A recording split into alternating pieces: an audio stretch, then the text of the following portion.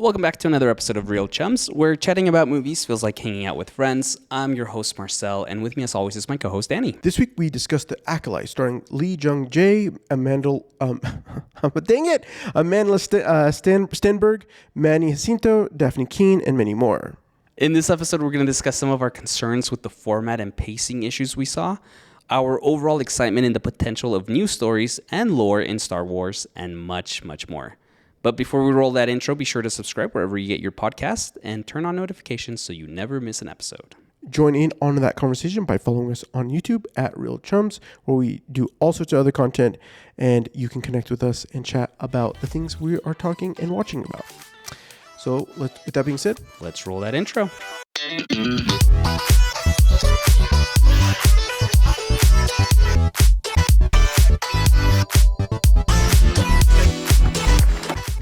All right, Danny, you ready for the question of the day? Am I? Let's do another pop quiz. Oh, yeah. I freaking hate quizzes. And I've come to... Look, Danny, this isn't a criticism to you. Okay. But I've come to realize that your knowledge of Star Wars is somewhat... Lacking? Limited? Lacking? Sure. Am I safe to assume that? Absolutely. Okay. We'll talk about your relation with Star Wars in a second, but here's a quiz for you. I'm going to name various Padawans, and you have to tell me who their Jedi Master is. Freak. Bring it then. We'll start fairly easy, okay? And there can be some Padawans have multiple Jedi Masters. Okay. Right? Okay. Start with our first one. Anakin Skywalker. Obi-Wan. Sure. Good job. Ahsoka Tano. Anakin. Obi-Wan Kenobi. Qui-Gon Jinn. Look at you go. Kanan Jarrus. Kanan Jarrus from Rebels? No. Yeah, from Rebels. I'll be very surprised if you know this one. It's not Ahsoka. Nope. It's... I forgot their name. Pass. How about Ezra Bridger? Ezra Bridger. Pass. Cal Kestis from the games. Freak. I just was playing this game and I can't remember his name. He's like purple or like a weird colored individual. I can't remember his name. I swear he was purple. Maybe I'm not. Yeah. No, you're right. Yeah. I'm pretty sure. Yeah. And Osha. Master Soul. Good job. All right. Okay, the ones that you missed. Padawan was Kanan Jarrus. His Jedi Master was Depa Bilaba. There's no way you were going to get that one. Okay. Wow, way to have some faith in me. Do you know who Depa is? Absolutely not. That's what I thought, Dan. Ezra Bridger, his master was Kanan.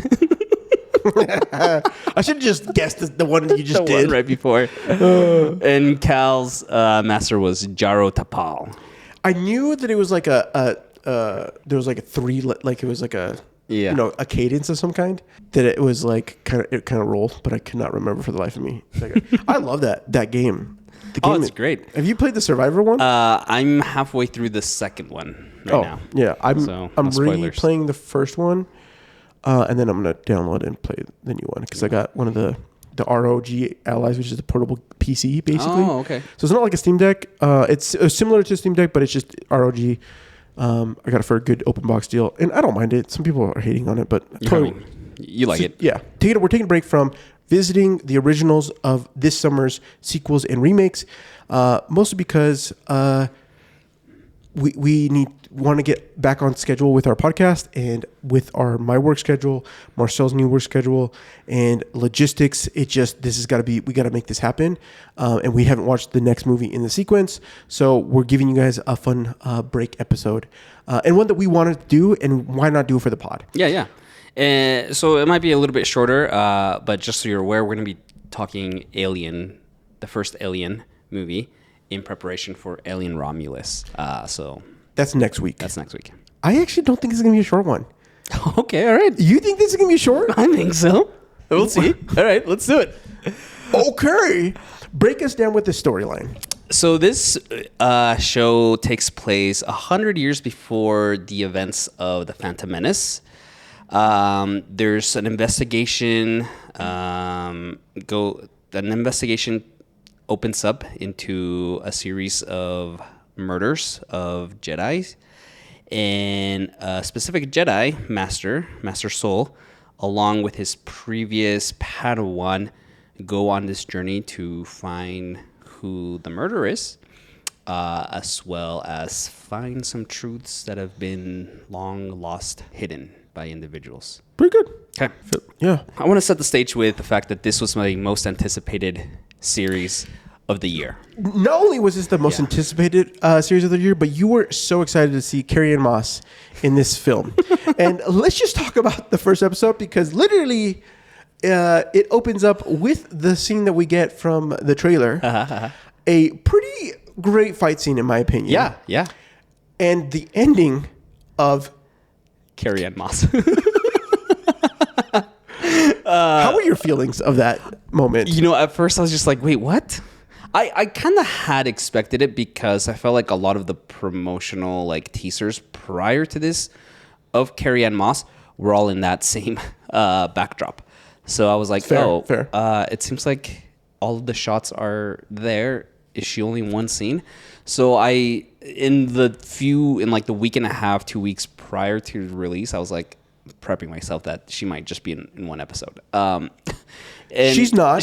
Which is nice. Which is great. But so I mean, this was my most anticipated show. It was supposed to release last year, and it got delayed to this year. So it was my most anticipated show of last year, and then became of this year. Did it merit your greatest anticipation show of the year? I mean, I'm thinking of what else is coming out this year as far as TV shows. I guess what I'm saying is, like, did it meet the hype that you were hoping for this series? In a lot of areas, yes, it did. And in other areas, not so much. But for the most part, I will say this: I am, for the most part, pleased with this series. I am. Sweet. And I from the moment it was pitched that this is going to be like a murder mystery, and we're going to be getting a lot of perspective from the Sith or dark side users, that had me bought in. And then obviously on top of that, you have Carrie-Anne Moss, and I was just like, yeah, heck yeah, let's do this. So yeah, that was my approach to this series. And for the most part, like I said, I enjoyed it.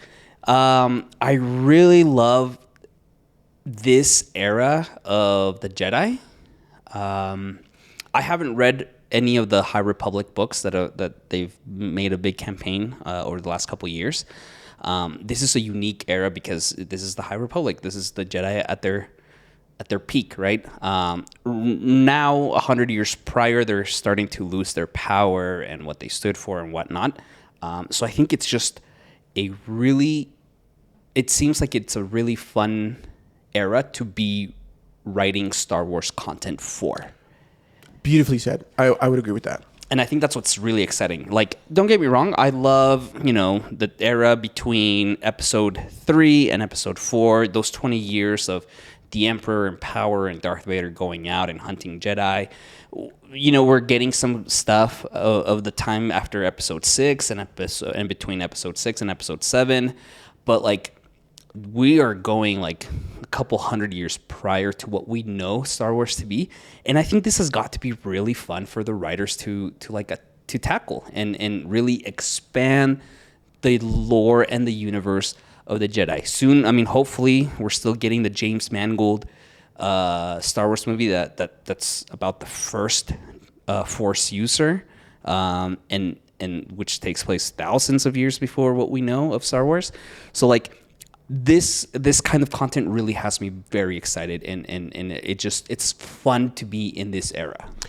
I think I'm with you. I think for me, this series, I also enjoyed it. Like you said, I think for the most part, I enjoyed most of it. There's a couple things that I think that could be better, but overall, it had me excited overall for what they brought to the table. And I know that there's some love and hate for it. If you have opinions, you can comment them. But really, at the end of the day, we want this to be constructive. We want more stories from Star Wars. And it means perhaps shelving some of your predetermined desires or thoughts or whatever.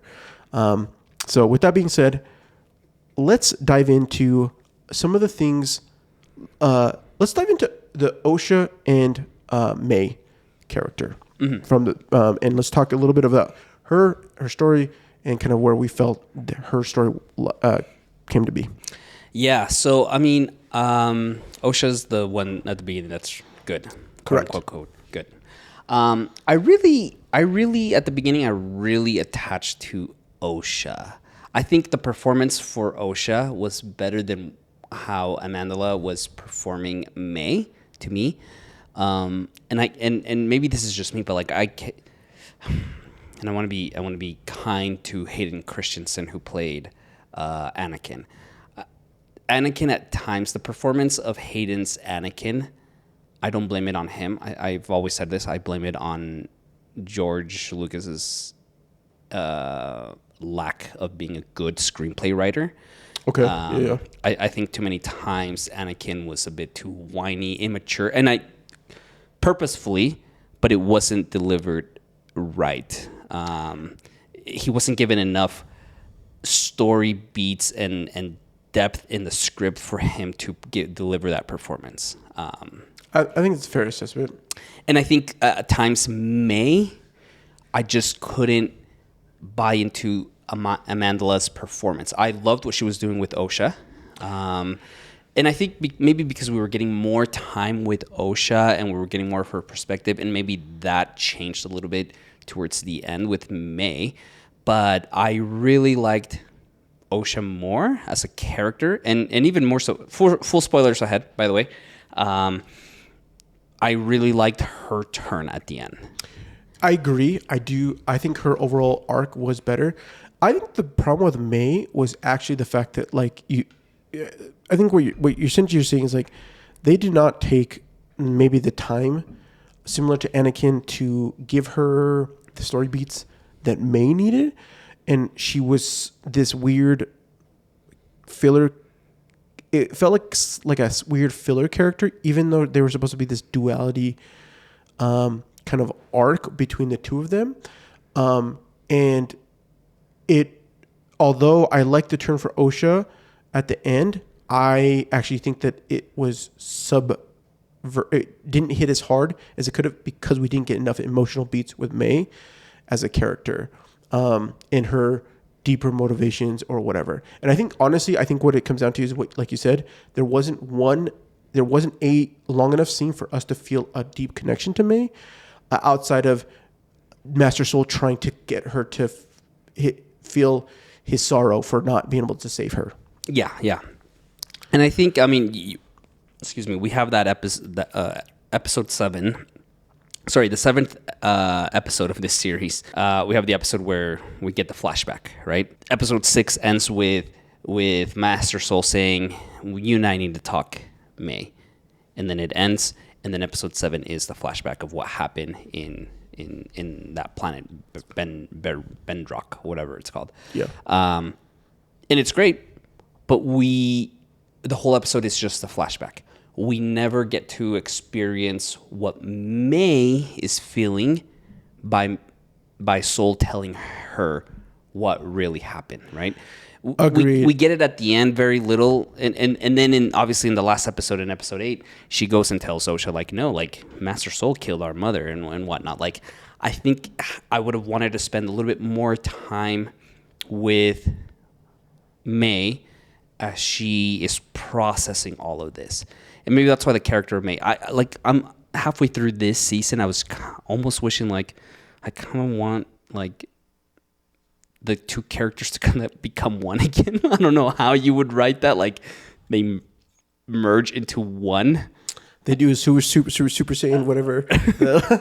They're like, and they become one character, just because the two, and maybe, I don't know, maybe this would have benefited also from, like, two actresses playing the two characters, and not say that they're, but it's hard because they have to be identical twins for the story to play out, to confuse the one from the other. Here's where I think that this is my personal opinion. I think a lot of the gripes that we're going to have in this series is that it wasn't long enough. I think we needed like 12 episodes. We needed 12 episodes. We needed them to be like an hour and a half each. Or better, just an overall better story arc in its entirety. I think if we had 12 episodes with a better story beat, which is something that Disney's going to struggle with, and I don't think they're ever going to fix it. And if they ever do, it'll be freaking a miracle. But providing that extra story beats would allow us greater stories, not only for May and Osha, but between between both those two characters, Master Soul the Jedi, as well as the Jedi Master. What's the green one? The Vernestra. Vernestra, and the like council situation.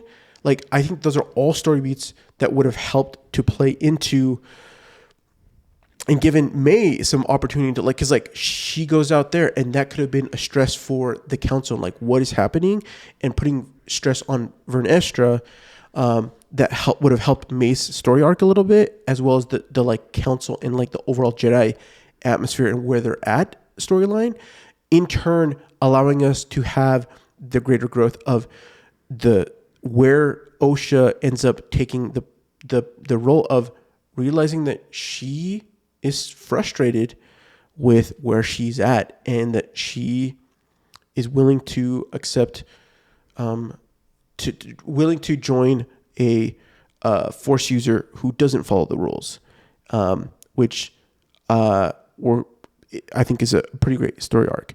And I think what they lack is that they just lack a little bit of timing that is required for a series such as what they're attempting with Acolyte. Yeah.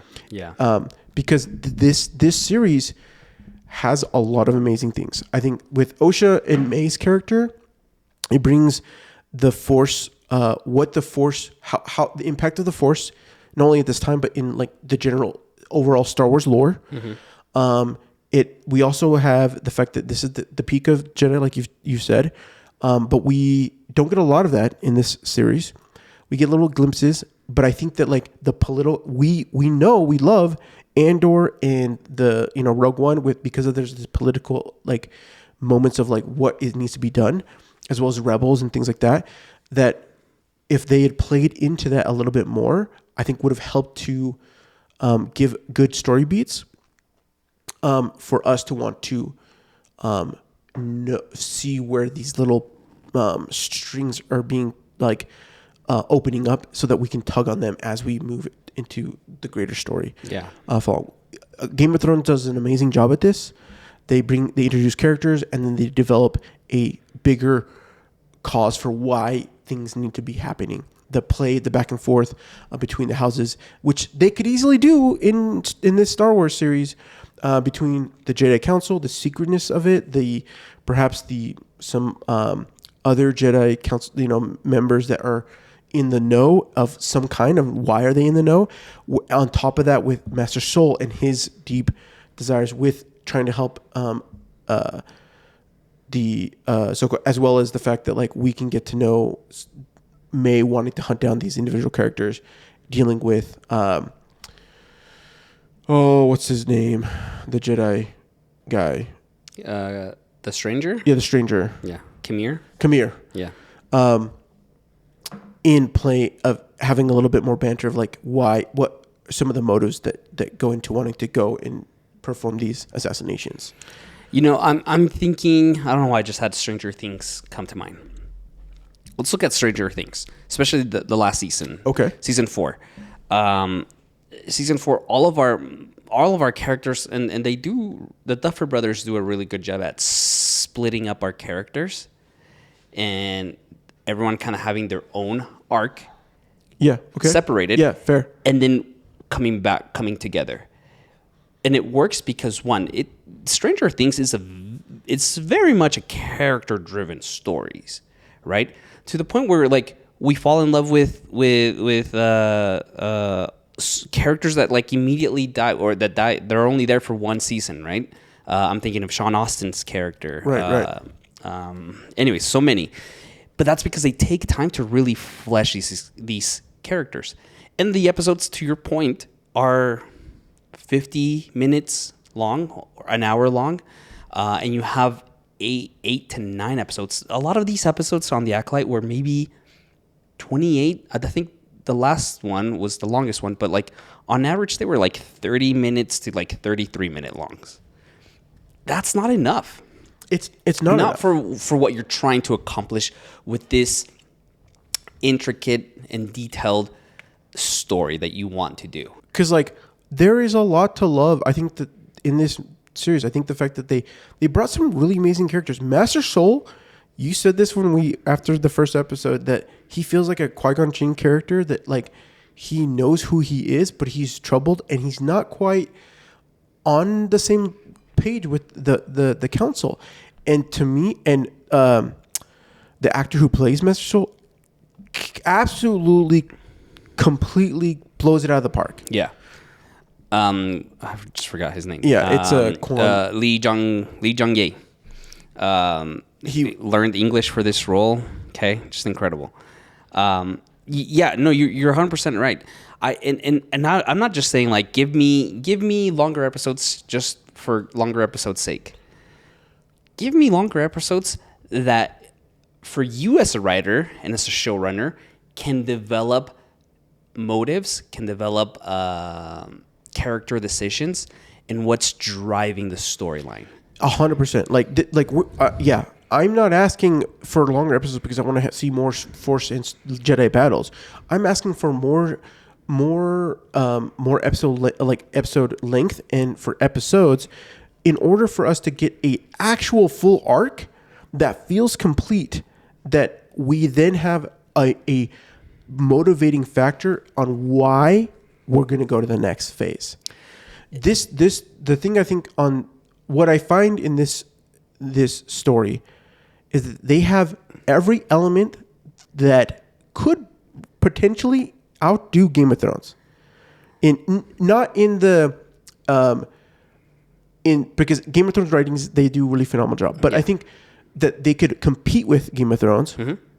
But because of the love of Star Wars and everything they have, and the desire to fall in love with the character, like have enough characters that people could fall in love with, and open up a can of worms between the things that are happening in this series, could really bring some amazing Star Wars television for us. Oh yeah, no, definitely.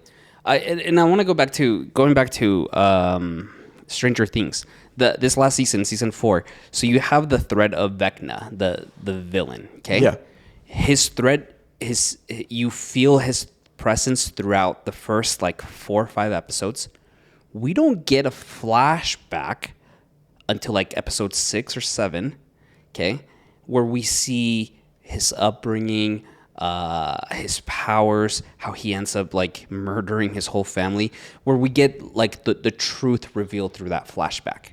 Very similar to the format that Acolyte follows, right? We don't get the flashback until the 7th episode, the second to last episode. Right.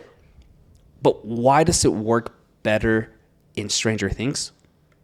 A couple reasons. One, like I mentioned, longer episodes to really flesh out characters that are separated and giving them story arcs that will then tie in. Second, you have... no, I just forgot. Must have been alive. Second, I think it obviously helps that... because it helps that it's released all at once. The pacing of these murder... Now, obviously, there's lots of shows out there like True Detective where they are weekly episodic episodes, right? But you're not getting a full resolution at the end of these episodes with the Acolyte. That's the thing. I think that if they were going to have full resolutions, it's okay to release them on a per-week basis.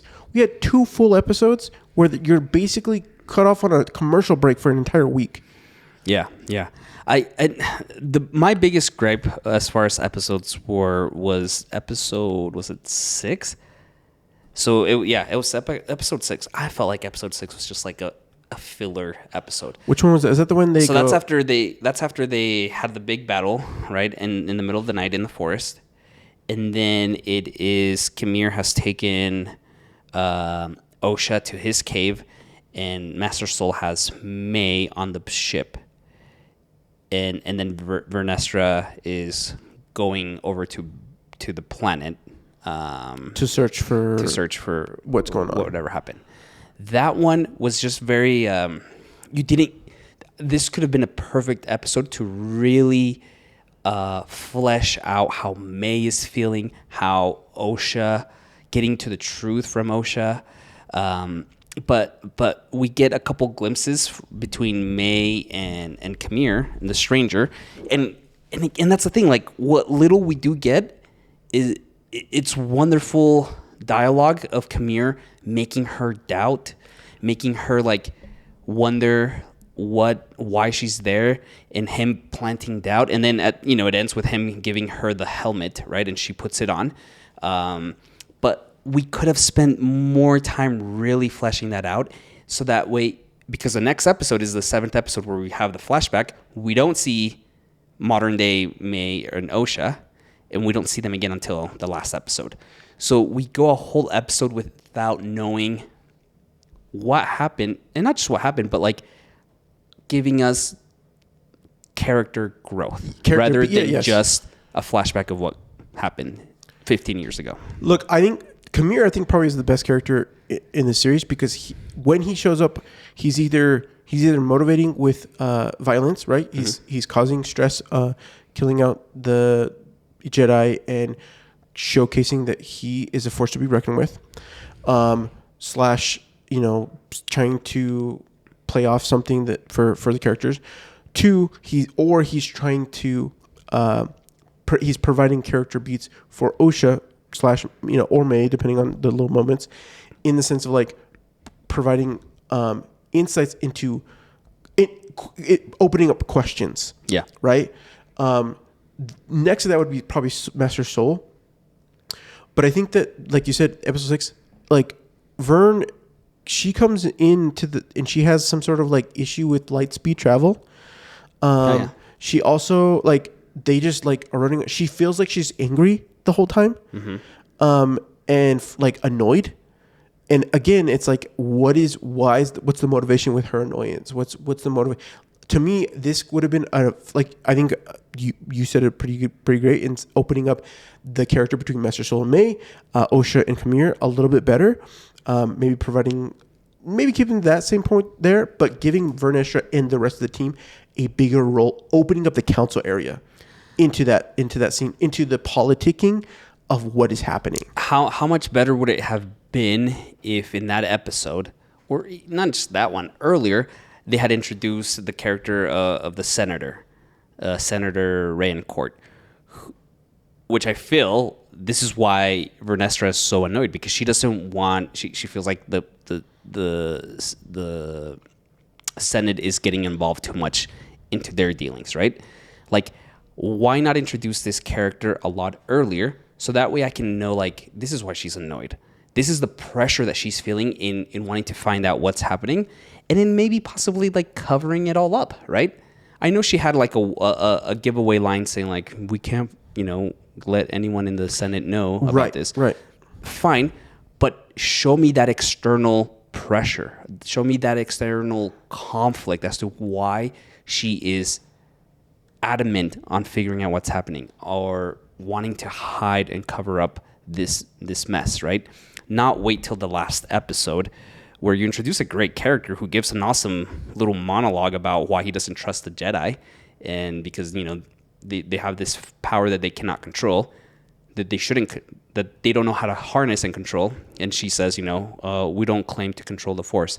No, I'm not talking about the Force. I'm talking about your emotions, right? Which is such a powerful dialogue that they have, these two characters. Give that to me earlier. Yeah. Which then fleshes out characters and gives character motivations for the decisions they're making. This is ultimately what I think I come down with the Acolyte. I feel like the Acolyte, I enjoyed it. Made me want to have more Star Wars. Mm-hmm. It made me excited for Star Wars again. I think the big struggle is that, one, like you mentioned, at the end of the day, they are not providing deep, meaningful character motivations. that are strong enough for me to want to fully care. Then on top of that, they're breaking up the way they're doing the pacing for these, and we harp on this every freaking time. Their pacing for the way they go about doing these films is it's rough. It's choppy. It feels unpolished. Mm-hmm. I think that's where a lot of the struggle that a lot of fans may come into play, because they have too much time to care about the dumb things. Yeah. Whereas, like, if you take a moment and you look at it overall, there's a lot of beauty and a lot of great things that they could take this serious to. And I'm just overall worried that they're never going to do it because there's not enough love. Yeah. Do you think this movie... It's a movie, but but we're just watching it as whatever. Do you think this would have benefited... Or let me ask you this. Was the whole mystery aspect of it at all, did that benefit this show? Absolutely not. I feel like what mystery? The mystery of the Jedi covering it all up. Yeah, that's kind of a mystery, but like, because when the show was originally marketed and presented like it's a mystery from the Sith's perspective, whatever, cool. It's a other genre within the Star Wars universe. But then within the first episode, when we find out that May is not the killer, that Osha is not the killer, that it's May, right? Then for me, part of that mystery magic, so to speak, was gone. And then it gave me too much of, I don't want to say false expectations of like, okay, this whole thing is supposed to be a mystery. What is the mystery? That's 100% correct. I don't think it's a mystery. I think they give us this whole series is more of it's just a question. That's just all. The whole series is kind of like this weird question of like, why cover things up, or even like, why care about these two individuals in some degree. Like, there's not. I think if they had held out on May and Osha a little bit longer, I think if we had more pressure externally from the council and the Senate and like what was happening there on why they should be wrapping this thing up, and then have a better, like, again, a couple extra episodes, making them a little bit longer, make the pacing better, and the beginning, the opening and closing, and each episode leading into the greater mystery overall. And we get the fact that the reveal of them being this duality individual that was created by the Force, by these Force witches, would have been great. And then on top of that, adding this the stranger as Khmer, and how he plays out overall the episode, providing like the fact that like him being not so necessarily Sith focused, but adverse to following the full rules of the Jedi. Yeah. Okay. And then slightly poisoning and leak or tainting a character, and seeing her, will she accept this path? Mm-hmm. Would have been much better. So not give us the reveal of the twins that early. And just no, I mean, not the reveals of the twin. I mean, we'll probably get the reveal of the twin early, but not the reveal of like how they're twins. I think you're absolutely right. I'm another show that just came to mind that I think did this a lot better. You haven't seen it yet all the way through, but Three Body Problem just came out on Netflix. Yes, I still haven't watched it. You know what? I'm gonna put it on my dock because I'm gonna wait when I go out to travel next week. I'm gone for 5 days.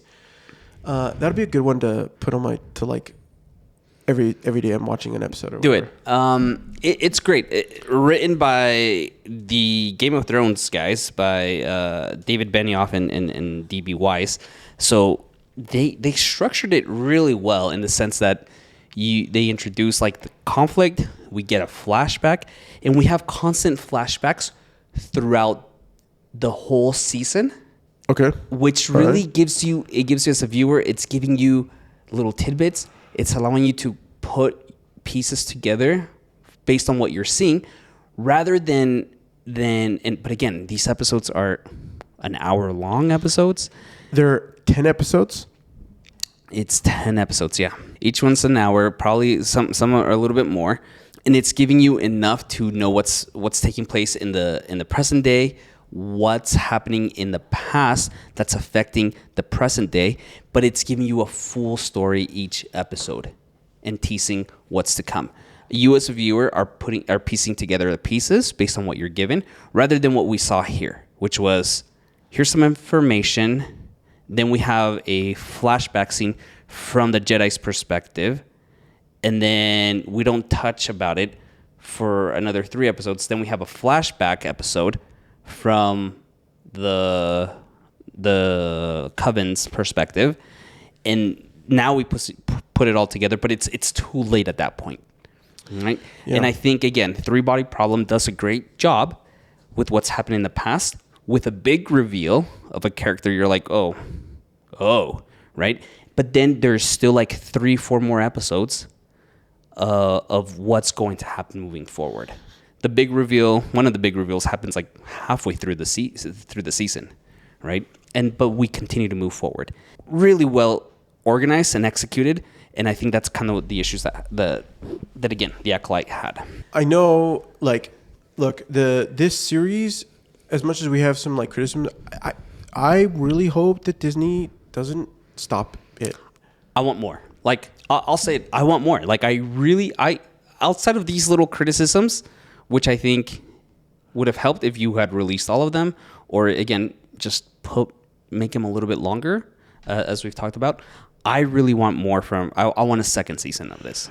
Yeah, I do too. I think I would love to have, like, if we could get 4 seasons from the series, it'd be great. But really, at the end of the day, all the things that we're talking about, they can be fixed in future episodes. Yeah. They could be. There are things that they could, if they can just take into account, stop thinking as traditional, whatever. Go, like, compete with the big boys. Like, if you Disney, like, compete with the big boys. Can look at your material and say, if I'm going to do a series, I'm going to do 10 episodes. I'm gonna make them as long as they need to be to complete the story. Yeah. And I'm gonna produce them, and I'm gonna try to compete. And if I'm gonna do it week by week, I want to make it so that people are wanting that. I'm trying to take away viewerships from Max, because I want to be better than Game of Thrones. Exactly. Right. If they can think, like, it's like, I don't know. I feel like they're in this weird realm of like, oh, if we just make another Star Wars film and we have like, it's like this story is kind of cool. Throw in some love and whatever. It's gonna be like. That'll bring in what we want. The creators are doing their best with what they got, and I think we're getting good stuff. They're being shafted by the studio overall. So the blame that there is to give, you're giving it to the studio, yes, not to the showrunners. Correct. The blame goes to the studio. Okay. Do you agree or do you not? Yes, I see so much love and appreciation and passion, from Leslie, the showrunner, and the entire cast. Yeah, agreed. That I feel like, and maybe that's part of like why it was pushed out. Again, it was supposed to come out last year, and I wonder if Disney came back and said, no, this is too long. Push it. We need you to go back and cut it down. We were never given real reason as to why it was pushed out, but maybe that could be it. I don't know. I just think there is the passion and love from the showrunners and the entire cast that maybe, yeah, you're right. This is more of a Disney issue. I think the more and it tracks, because if you look at all of their Marvel shows and everything else, like there is a common thread here, and that common thread is too short to a fault for these episodes, and that's you're not giving us enough character development, character motivations, because you're not investing the time into these stories. And I don't know if it's like, look, if it's like they're worrying about the bottom line, take a little more risk and give us series that care, because people will fall in love with the thing and they will renew. And I think that's Max. You look at Max. Max went to crap. HBO Max was way better, and then they had this weird merger thing. It was a crap shoot of all the stuff that went in there, and yet people are still tuning in week per week to get House of Dragons because it's good. Yeah. Because they invested in the character development. They invested in why the characters are doing what they're doing, and people want to know what is going to happen. Yeah. Right? But the writers understand. They had a whole, they were able to take what they have a whole a beloved series prior. You can have very much the same thing in Oh, yeah. Star Wars. Definitely, the lore is there to do so. Which I'm gonna pivot a little bit. I loved how they dug into some of these lore aspects of the Force, of the Jedi, of the Sith, of the Senate. Like, I want more of this. Me too. I think The theology of the Jedi, right? And I'm not gonna be one of those people. Like, I love the Jedi, and I love. I'm not one of those who's like, oh, let's hate on the Jedi because like it's all their fault. Like, it's easy writing for us to hate on them. No, like this is an organization that over time became flawed, horribly flawed, right? And obviously those consequences lead to the fall of the Jedi Order, and the fall of the Republic, and issues that what's his name, Ryan Johnson, tried to bring up in the Last Jedi, right? That Luke has these concerns of why the Jedi are a fallacy, right? And again, there's so much there to expand on, and I love that this show dug into that.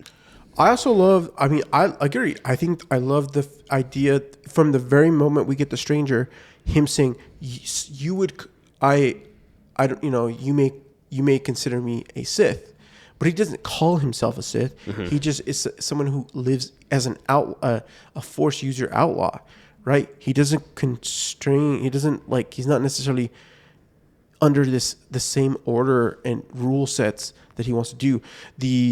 We also get the fact that like the struggle between Master Soul and his desire to balance what he feels is the right thing and what the Jedi Council or whatever is perhaps telling him is the thing to do. Yeah.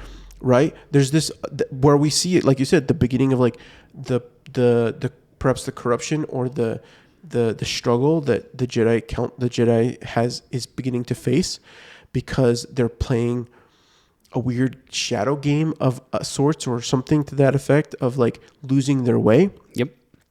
But we also have on the other like how the Jedi, like you said, the fact that they are the policing force, they are the people that are called upon to address needs and to a greater extent than we've ever seen before.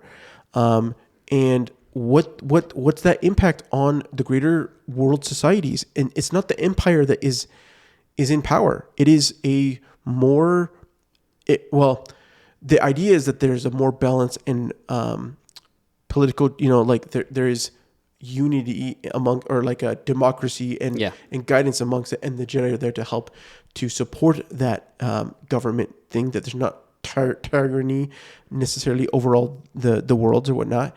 And not only that, but like that there are diverse perspectives for Force users, and that there are misunderstandings of like what they know about other Force users, right? Mm-hmm, mm-hmm.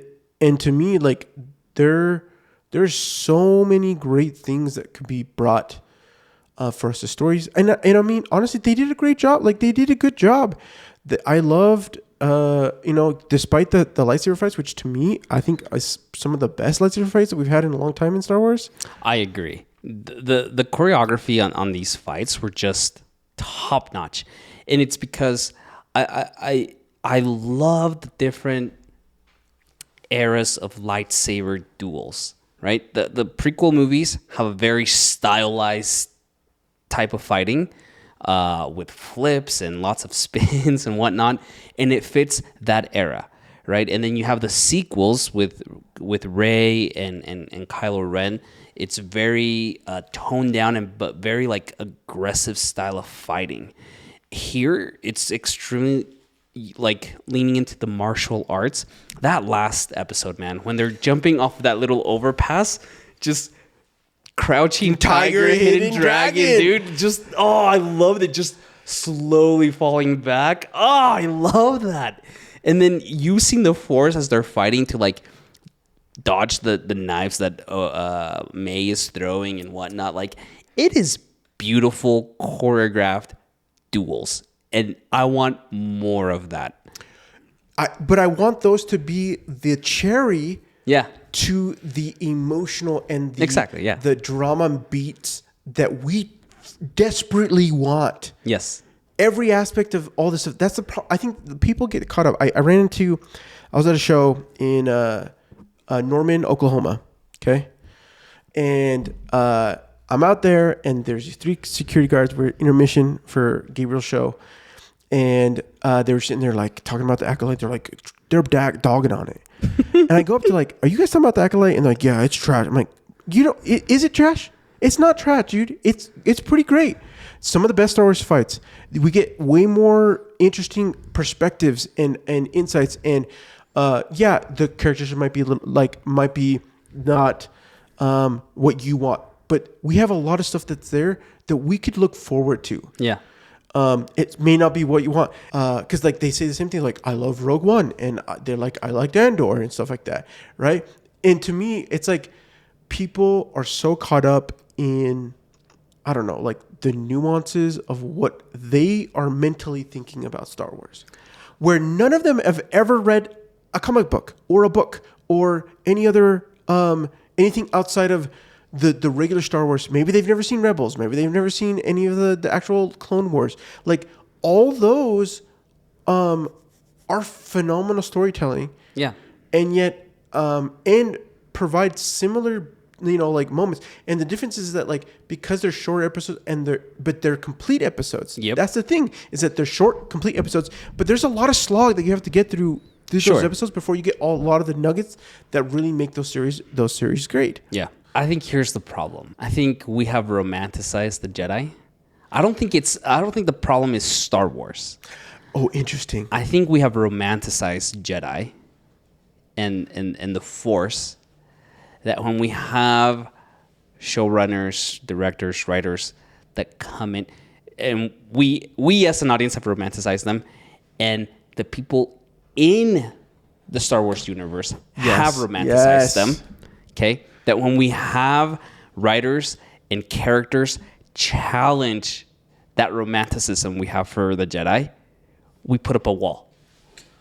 Wow. But how can you grow your characters? How do you push the next generation of stories about the Force when you don't challenge that romanticism?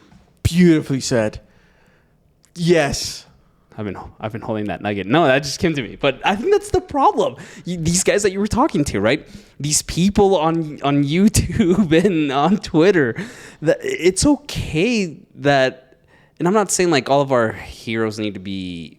No, our heroes need to be flawed. Yes. Yes. No, our heroes need to be flawed. Our the cool aspects of our stories that we love need to be brought down in order for us to find growth. Like we've seen this time and time again in the movies that we love the most are the ones that reset expectations. And again, that interaction between the Senator Raincourt and Vernestra. I pulled up the monologue here, dialogue between the two. He goes up to her and he says, "You don't like me. You think my campaign for an external review of the Jedi is a personal vendetta." She says, "If you want my honest opinion, yes."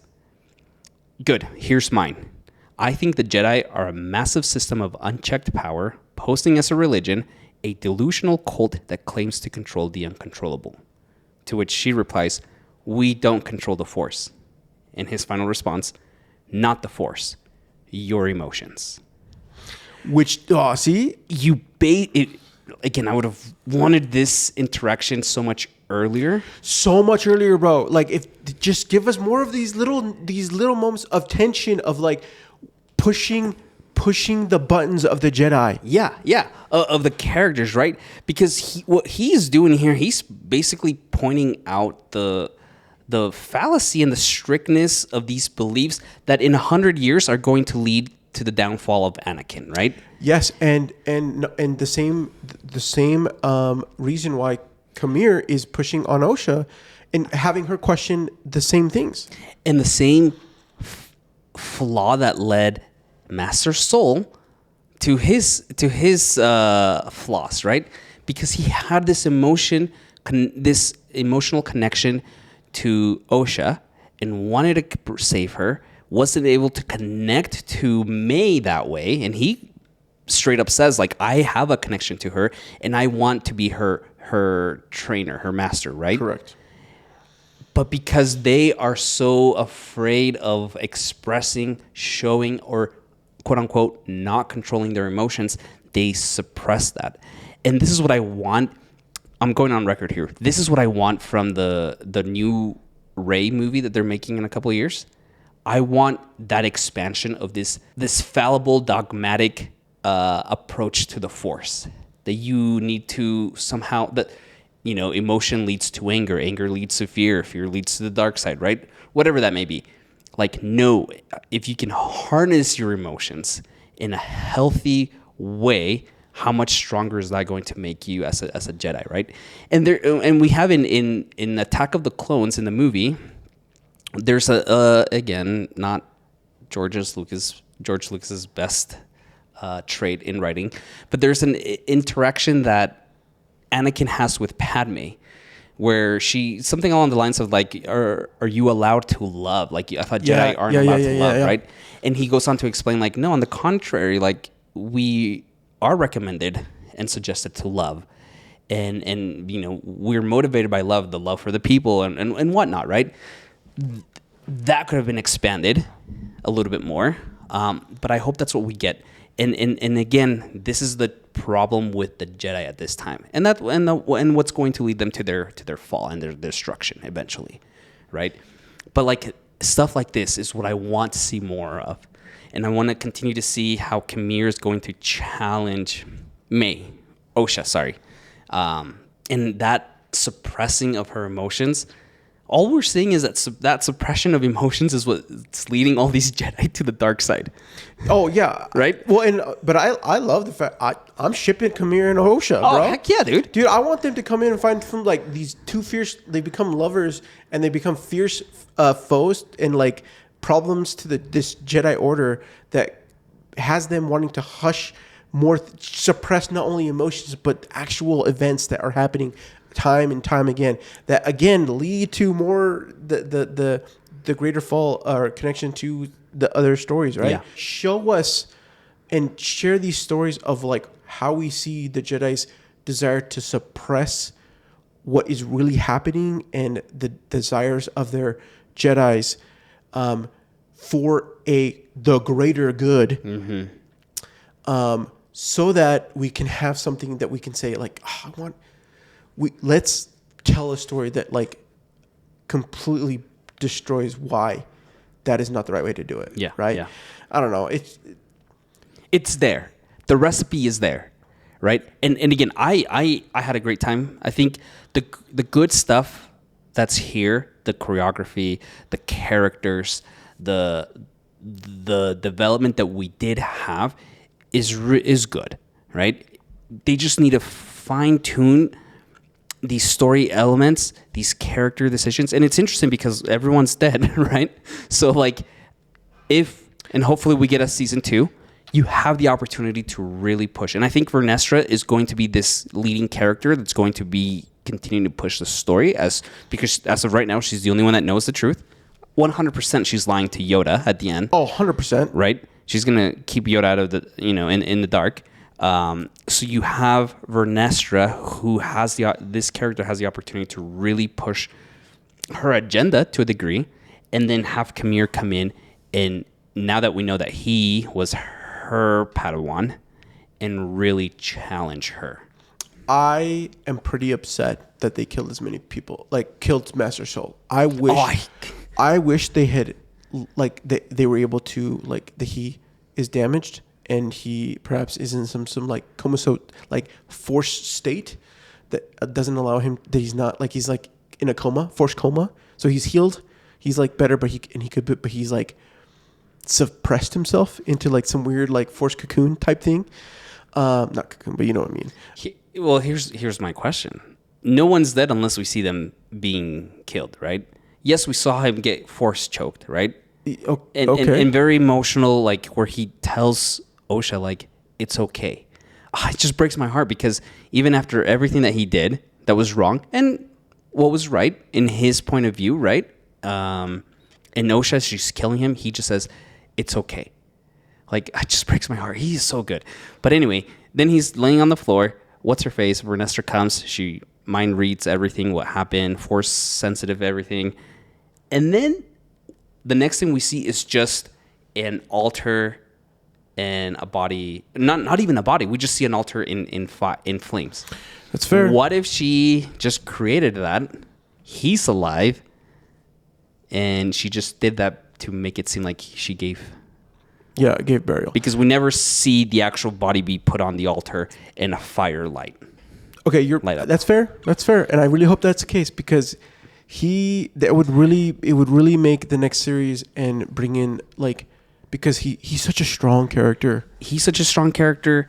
Again, Carrie-Anne Moss, Master Andara, who was the only reasonable person here, which gave me that redemption for this character that died in the first 8 minutes of the series. Her in that flashback scene, just the way she approaches everything, and it's not necessarily questioning, but like trying to push our characters, specifically Master Soul, into why are you wanting to do this, right? She is that voice of reason that. And now I don't want to say just a religious follower that's, in blind faith. No, she's really asking these hard questions and really saying, like, is this the path that we should be taking, right? The only reasonable to both Master Soul and to the coven, the sisterhood there. But, like, great stuff there. But you're absolutely right. It's a shame that most everyone is dead. Everyone is dead. But it would be really cool to bring back Master Soul because we have that foundation. And based on what we've seen from season 1, I'm worried about a whole new cast of new characters when you didn't flesh out the motivations from these other ones. 100%. 100%. That I think my biggest worry for this is that, like, one, it's supposed to be a mystery. They didn't do a good enough mystery over the whole arc. Yeah. So if they've wiped out most of the people, Vernestra is still going to be there. We have Kamir and Osha and some mysterious Darth Lord that's lurking in the background like a creep. Plagueis. Because he's a plague on the Scourge, and he likes to creep. Anyway, sorry. I mean, like, I would, who knows how that's going to be played into the fact. Again, I think there's just so they try to do so much in this last little bit that they're not providing enough of what they said they're going to promise. Yeah. Right. So, and if they bring in this new characters, okay, fine. Like, just do what you want to do. Tell a mystery story. Provide these characters we've ever had. Let them develop and provide us give us a web that at the end we're shocked. Don't freaking play some weird. If it needs to be mature, let it be mature. If it needs to be played out longer, let it play out longer. Yeah. Just really commit to it. Commit to it. Tell us those stories. Yord, his apprentice, is alive because she didn't go on the mission. Oh, that's right. So you have Yord. Obviously, you have May and Osha that are alive. The stranger. We have the new Padawan to Vernestra still, right? Or did he die? Yeah, I guess you're right. That one guy, right? He's like some weird, like, or he might just be. I thought he was Vernestra's new Padawan, okay. And he's asking questions. Yeah, he's yeah, like, and she kind of is like shutting him down. Shutting him down. Yeah, she does. You're right. Yes, I mean, we have some characters there that can hopefully, like you said, put pressure and ask questions to push this story forward. I am excited to, like, again, a season 2. I would love to see it, and I would love to flesh out more of Vernestra. I think it's a really unique character that you have here. And enough of this, like, oh, why are we like the Jedi? They need to be righteous. No, look, some of my favorite. I do not like Attack of the Clones, the episode 2 of Star Wars. But some of my favorite moments there are when Obi-Wan is being a detective, okay, trying to figure out where did this little thing come from that like killed from Jango Fett. He goes to his buddy at the diner. He learns about missing planets from the Jedi records, like who's deleting records here. Finds out the whole thing about the clones, and then that interaction of like him and Count Dooku, where he's telling him, "What if I told you that the Senate is being controlled by a Lord of the Sith?" Right? Like it's very much like a noir type of movie. But I want more of that. Like, give me more of that. Lean into this conspiracy aspects. And if you do a proper detective mystery aspect, you have a great premise for a great show. Man, that would have been killer. You just tell me that, like, it would have been this show would have been, this probably show would have been, if they'd kept most everything but took away the whole, like, Master Soul wasn't involved, and he just is getting tasked to go and solve what's going on with the murders of Jedi. Mm-hmm. Phenomenal. Would have been phenomenal. Yeah. Well, bring one of the True Detective guys over to help do the story with Leslie and tell the story for season 2. Would have been great. Yeah. Would be great. Yeah. Well, guys, thank you so much for listening. I'm going to tell you right now, I'm sorry if this episode feels really choppy. We had some technical issues, but we hope you at least enjoyed it. We had a fun time talking about it. Be sure to subscribe to us wherever you get your podcasts, because that's the best place to listen to us. But if you want to watch us, you can check us out on YouTube at Real Chums, where we do not only our podcast, but a whole bunch of other content. What did you think of The Acolyte? What were your favorite moments? What were your rational criticisms of this show? You can always connect with us on all of our socials at Real Chums, or feel free to email us at your@realchums.com. You can find me, Marcel, on Twitter at Marstrosity, MARZTROSITY. You can find me at Rubius_TV. Join us next week as we look at the original Alien movie by Ridley Scott in preparation for Alien Romulus. We're going back to original movies for this summer's what's it called? Sequels and remakes. You are not a big Alien fan, are you? It's not that I wasn't a big. I just never watched them as a kid because we'll talk about it in our next episode. But I'm like deeply excited to watch this movie. I think I've only seen it one time, and it's been broken up. But I recently watched Prometheus. Yeah. So I'm like super, super, super excited to be doing this. I might do like a back-to-back of Alien and Aliens, just to prep for this one.